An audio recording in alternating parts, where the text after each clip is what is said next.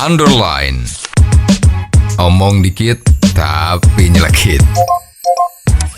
Bersama Om Bob. Temukan di channel YouTube Om Bob Indonesia.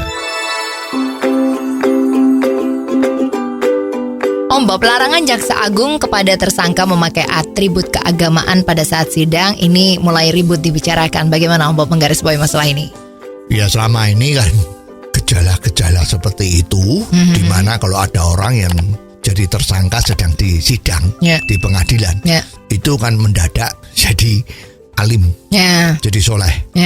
Kalau dari pandangan masyarakat selama ini kan orang yang berpenampilannya itu agamis, itu kan sepertinya dianggap ini mesti orangnya baik, tidak berbuat kriminal, penuh toleransi, itu misalnya ya. Jadi arif, bijaksana. Kalau yang perempuan ya seperti bajunya ya seperti itu yang biasa dipakai di gurun-gurun padang pasir itu kan, jubah panjang, ada hijabnya macam-macam. Kalau yang laki ya biasanya ada kopiah yang nempel di kepalanya itu yang warnanya putih apa itu ya. Itu kan simbol-simbol bahwa orang itu adalah orang yang soleh, yang bagus, agamis. Nah sekarang memang sudah terjadi fenomena bahwa orang yang misalnya ditangkap sama KPK menjadi tertuduh korupsi. Korupsi itu kan jelek ya. Ya kan jelek kan. Lah, tapi tiba-tiba kalau dia sedang di dalam sidang, itu dia tiba-tiba memakai atribut keagamaan. Nah, ini memang semua orang ya sudah pernah membicarakan di dalam hati ya, kok aneh ya.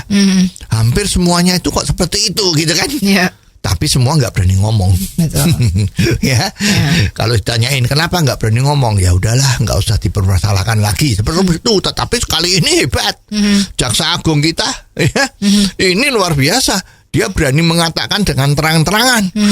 Ini kalau semua tertuduh waktu di sidang itu memakai baju-baju yang atau aksesoris keagamaan ini sepertinya kan mencoreng agama itu kan. Loh, ini yang tertuduh kok dulu nggak begitu kelihatan agamis, sekarang masuk di dalam tertuduh kok jadi agamis. Dan itu didok hukum 12 tahun, 5 tahun, terbukti korupsi, terbukti macam-macam. Ini kan kasihan. Salah-salah orang bisa berpandangannya salah. Orangnya bukan agamanya yang jelek. Tapi kalau atributnya nonjolkan keagamaannya itu kan orang yang tidak ngerti bisa salah kan. Betul. Jaksa Agung itu seperti ini betul. Ini nggak boleh. Tapi ini bisa dikatakan melanggar hak asasi atau tidak Om Bob? Ya sebetulnya melanggar hak asasi itu kan ya gimana ya. Ini kan ukurannya relatif kan. Nah, sekarang kalau orang korupsi, orang bunuh, orang meracun, itu kan ada itu orang bunuh pakai racun cyanida yang dibeliin sate itu. Nah sekarang itu siapa yang melanggar hak asasinya lebih banyak? Yang korupsi atau pada saat sidang ada ketentuan tidak boleh pakai baju yang melambangkan keagamaannya. Mana yang lebih besar melanggarnya? Nah itu aja yang harus dipikirkan. Jadi nggak bisa hak asasi manusia itu menjadi nomor satu, semuanya menjadi salah. Ya raiso, nggak bisa begitu kan? Harus ada perimbangan yang namanya relativitas.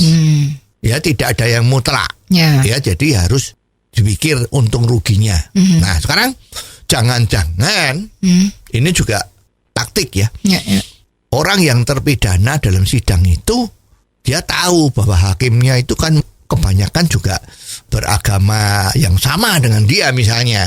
Maka dia langsung berubah menjadi supaya kelihatan dia tuh sangat agamis, sangat soleh, sangat taat beragama, sangat baik agamanya. Jadi hakimnya kalau lihat, waduh, ini kok sesama agama ya.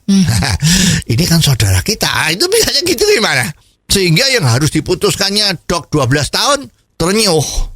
Wah, ini orang baik seperti ini. Ya, kan ada itu alasan kenapa dijatuhin hukuman atau kenapa kok hukumannya diringankan, karena lihat bahwa dia sudah menyesal.